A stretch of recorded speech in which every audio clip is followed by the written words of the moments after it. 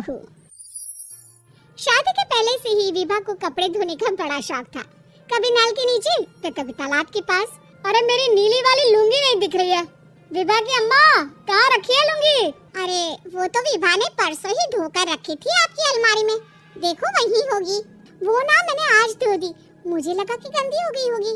अरे कैसे गंदी हो गई थी, उसे तो मैंने पहना भी नहीं। हे भगवान, इस लड़की के कपड़े धोने की आदत से परेशान हो गया हूँ मैं। जितना तो घर में राशन नहीं आता, उससे कहीं ज्यादा डिटर्जेंट पाउडर का खर्चा है। इसकी शादी करवा दो, शादी जाए अपने घर में ही करे काम, फिर चाहे घर के कपड़े धोने हो या पूरे गांव के। हाँ ठीक बोल रही हो, देखता हूँ मैं कोई लड़का। वो दिन भी आ जाता है जब विभा को देखने लड़के वाले आ जाते हैं। लड़की मुझे अच्छी लगी।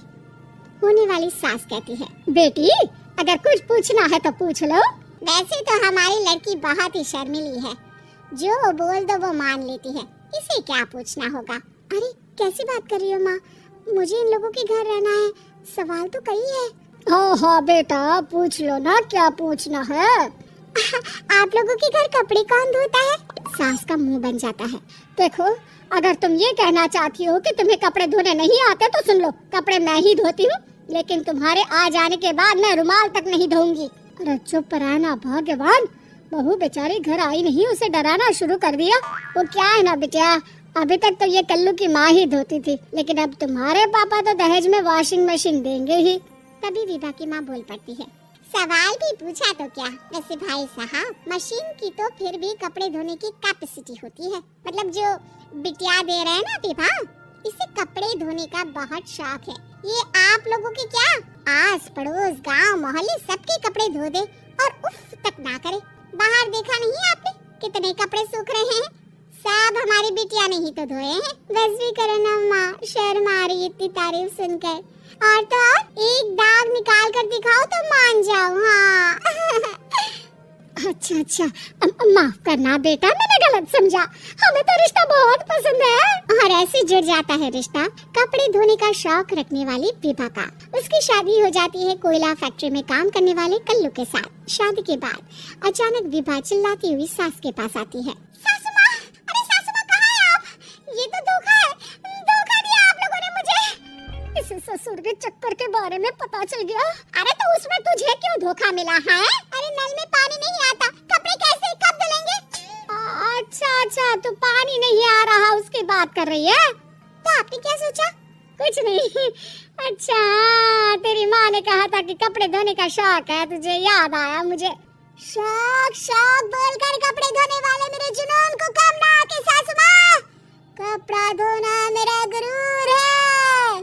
तभी पति भी वहाँ आ जाता है। अभी मैंने इसे सनी देओल की फिल्म दिखाई है, उसी के डायलॉग मार रही है माँ। अच्छा सुन, साफ बता रही हूँ, पानी सुबह 4 से 6 और शाम को 10 से 12 आता है, समझी?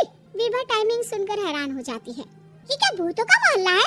सुबह 4 बजे उठकर कौन कपड़े धोता है? 4 बजे टंकी में पानी जाता है, फिर सारा दिन धोना ना, किसने मना किया? अरे कैसे बात कर रही है? 200 लीटर की टंकी में कितने कपड़े धो लूंगी मैं?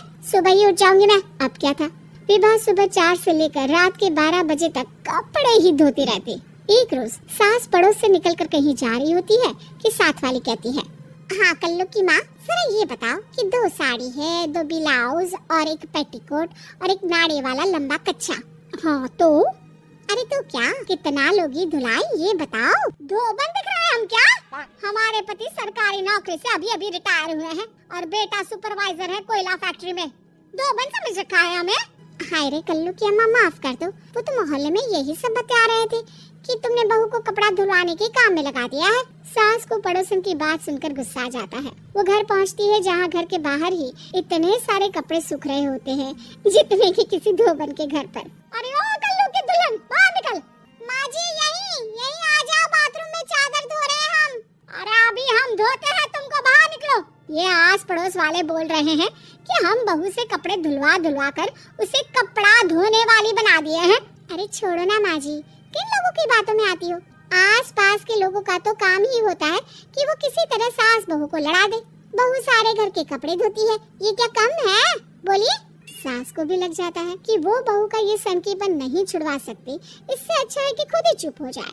एक रोज सास और बहू मंदिर जाते हैं, जहाँ सास की साड़ी वहाँ खड़ी भीख मांगने वाले से मिलती है। माँ जी क्या बात है, आपकी साड़ी उस भिखारन से कितनी मिल रही है ना? हाँ हाँ देखो तो, दोनों की साड़ी मिल रही है। क्या बात है कल्लू की अम्मा, तुम खुद को तो अफसर की बीवी बताती हो और ऐसी सिंपल सी प्लेन साड़ी पहनकर घूमती हो।